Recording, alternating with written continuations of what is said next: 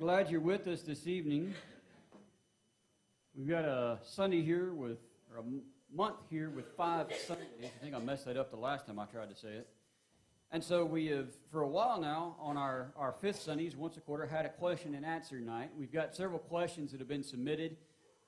Probably not going to get to all of them. May not even get to all the ones that I prepared, but whatever question we're on, we'll try and at least finish our answer before our time runs out. The first question we're going to look at, actually the first several we're going to look at, come out of are based out of the book of Genesis. And the first comes from Genesis chapter 4. So if we go to Genesis chapter 4 and verse 14, this is after Cain has killed his brother Abel, and God has pronounced punishment upon Cain. Cain responds to God, "Behold, thou hast driven me out this day from the face of the ground, and from thy face shall I be hid. And I shall be a fugitive and a wanderer in the earth, and it will come to pass that whosoever findeth me will slay me." And now to this point, if you read the first 4 chapters of Genesis, you're only going to find 4 human beings named: Adam, Eve, Cain, and Abel. We know Abel was dead, so it necessarily didn't happen. That is, we have to understand, and Brother Dana has been pointing out some of this in his studies on Wednesday nights, the Bible is not a record of human history. It's not even necessarily correct to call it a record of Jewish history. It's a record of salvation history. And therefore, there are a lot of details that don't get focused upon. The details that get focused on are the ones that deal with the salvation of mankind and God's plan for redeeming mankind. From Genesis 1 to Genesis 5, as best we can tell, you've got a period of about 1,400 years. Is it possible that some of the unnamed sons and daughters that we know Adam and Eve had were born between Abel and Seth? It's possible. And as a matter of fact, I'm going to point out, I think it is quite likely. Because the Bible is a book of salvation history, the genealogies are most concerned with connecting us to the next important character, particularly the ones in Genesis. They serve as sort of a, it's like almost, if you can imagine, God pressing the fast forward button on history, where you're kind of watching it in the background, but it's real quick. And so he's using the genealogies to fast forward us to the next really important event. So, for example, Genesis 5 takes us from Adam up to Noah. The next really big important thing is the flood. Son. He's mentioned first because he's the one that's going to connect Noah to Abraham, the next important character in the story.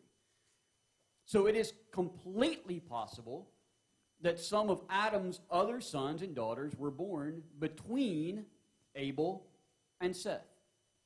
In fact, there may have been many more. According to Genesis 5 and verse 3, Adam was 130 when Seth was born.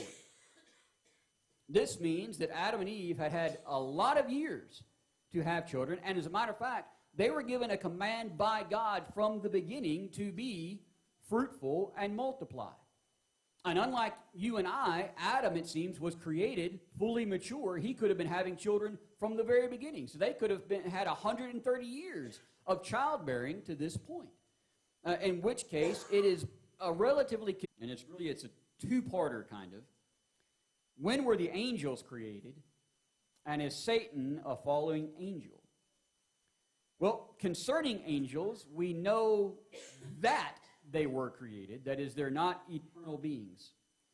Psalm 148 calls upon all of creation to praise God. And so we read Psalm 148, verse 2, "Praise ye him, all his angels. Praise ye him, all his host." Again, verse 5, "Let them praise the name of Jehovah, for he commanded, and they were created." So the angels were created by God. They are evidently part of the invisible creation that Paul describes in Colossians 1 and verse 16.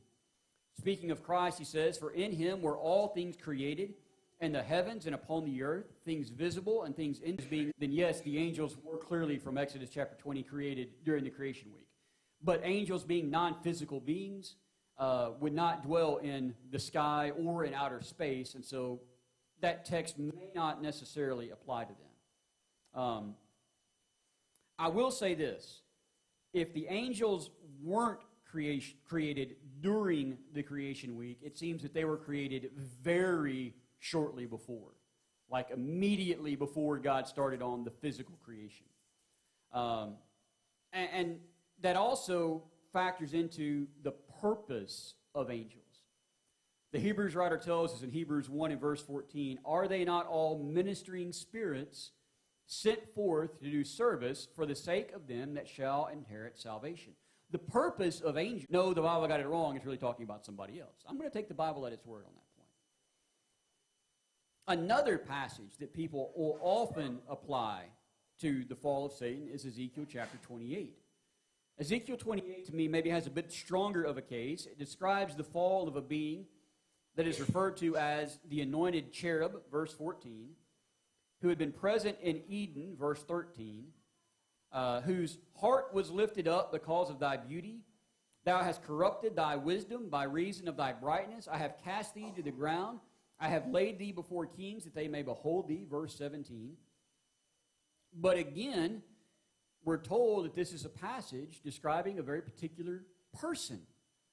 Ezekiel 28 and verse 17 says, or verse 12 says, "Son of man, take up a lamentation over," describes the creation of Satan and whatever he did to become Satan.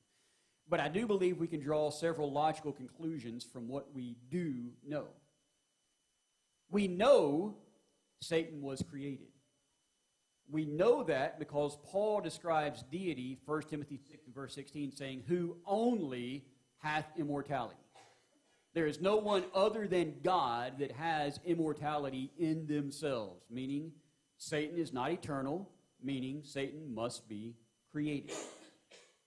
A second thing, then, we can conclude from that is that Satan was created good. Well, how do you figure that? Well, because God, being good, can only create things that are good. And so you go back to creation week, and the light was declared good. Verse 4 of Genesis 1, the earth, a fallen angel in the Scriptures.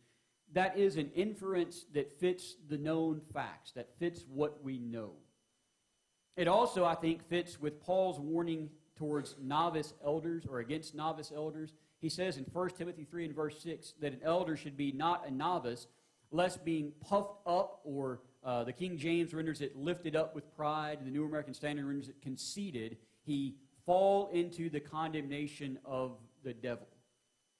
That would seem to suggest that Satan was not content with whatever position he had been created for, but pridefully sought a greater position, which is exactly what we read about the angels doing in Jude verse 6.